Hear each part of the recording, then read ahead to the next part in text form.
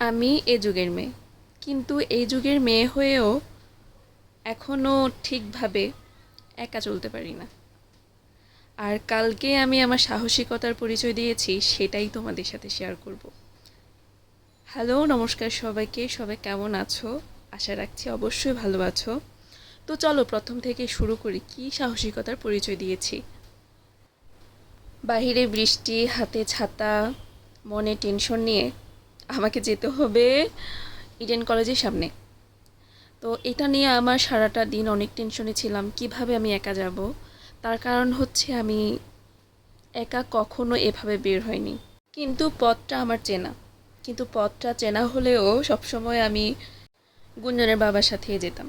কিন্তু এটা ছিল আমার আসল পরীক্ষা, যে আমাকে একা, প্রথমে কথা ছিল যে ঢাকেশ্বরী মন্দিরের সামনে যাব, এরপরে যেহেতু কালকে রথ ছিল, মানে উল্টা রথ, অনেক ভিড় থাকবে, তার জন্য আমাকে বলা হয়েছিল ইডেন কলেজের সামনে যেতে। তো কী আর করা, গুঞ্জনকে বাসায় রেখে টেনশন নিয়ে বের হয়ে গেলাম রেডি হয়ে। আর তার থেকে বড় কথা ছিল কালকে শুক্রবার ছিল, মেট্রো মূলত হচ্ছে 3টার পর ছাড়বে। আর আমার কাছে মনে হয়েছিল যে মেট্রো করে যাওয়াটাই আমার কাছে সেফ মনে হয়েছিল আর কি। এরপর 3:30টায় বের হলাম, বাহিরে গুড়ি গুড়ি বৃষ্টি হচ্ছিল।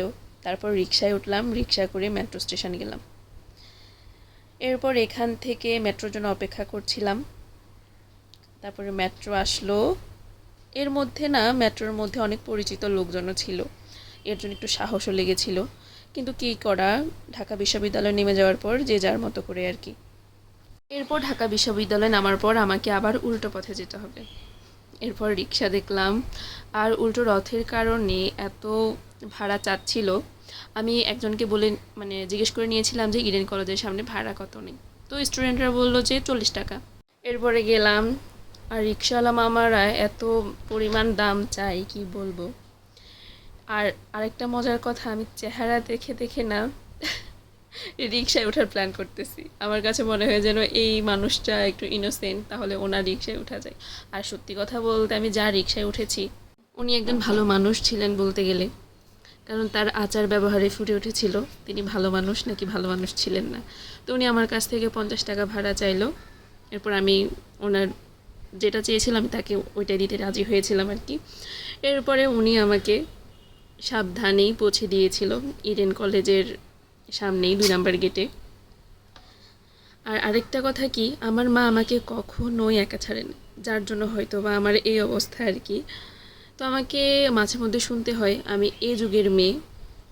তো আমি বলবো আমি এই যুগের মেয়ে হয়েও আমি আসলে অনেক দিক থেকে পিছিয়ে আছি। আর সত্যি কথা বলতে, এই যুগের সাথে তাল মিলিয়ে চলতে গেলে আমাকে আরও বেশি করে কঠোর বানাতে হবে, যেটা এখনও প্রসেসিংয়ে চলতেছে। আশা রাখছি হয়ে যাবে। এরপর হাজারো জল্পনা কল্পনা, হাজারো দুশ্চিন্তার পর ফাইনালি ইডেন কলেজের সামনে গেলাম। কিছুক্ষণের জন্য একটু দুশ্চিন্তাটা কমলো যে না, ইডেন কলেজের সামনে পর্যন্ত তো যেতে পারলাম। এরপরে প্রায় 15 থেকে 20 মিনিট অপেক্ষা করলাম। যে দিদিটা আসার কথা ছিল সে একটু 15 মিনিটের মতো আসতে লেট করেছিল। তো ফাইনালি দিদিটা আসলো, তার সাথে কিছুক্ষণ কথা বলে আবার আমাকে ঢাকা বিশ্ববিদ্যালয়ের সামনে যেতে হবে, মেট্রো স্টেশন। আবারও রিকশায় উঠলাম, কিন্তু আবারও সেমভাবে আমার টেনশনটা কাজ করতেছিল। তার কারণ রিকশায় ওঠার পর মনে হলো যে রিকশাওয়ালা মামাটা মেট্রো স্টেশন চেনে না। পরে তাও একটু একটু মনে আছে কোন রাস্তা দিয়ে আসছি, ওইটা একটু ধারণা ছিল। পরে বললাম যে যা হওয়ার হবে, মনে সাহস নিয়ে যেতেই পারি। আসলে যাওয়ার সময় একটু ভয়ই পাচ্ছিলাম যে কোন রাস্তা দিয়ে যাচ্ছি, কই যাচ্ছি, আসলে কিছুই মাথায় ঢুকছে না। একটু একটু চেনা চেনা লাগে, আবার অচেনা লাগে। তো যাই হোক, দেখো ফাইনালি আমি মেট্রো স্টেশন এলাম। এখন একটু খুশি খুশি লাগছে। এরপর আবার মেট্রো করে ফাইনালি নিজেদের এলাকায় আসলাম। এবার তো অনেক বেশি ভালো লাগতেছে। তারপরে হেঁটে হেঁটে বাসায় যাব, তার সাথে একটা আইসক্রিম নিলাম, কারণ এত পরিমাণ গরম লাগছিল আর টেনশন লাগছিল, মনে হচ্ছিল যে আইসক্রিমটা খেতেই হবে। তো ভিডিওটা কিন্তু এই পর্যন্তই। আমার ভিডিওটা কেমন লেগেছে সেটা অবশ্যই কমেন্ট করে জানাবা। তো সবাই ভালো থাকবা, বাই।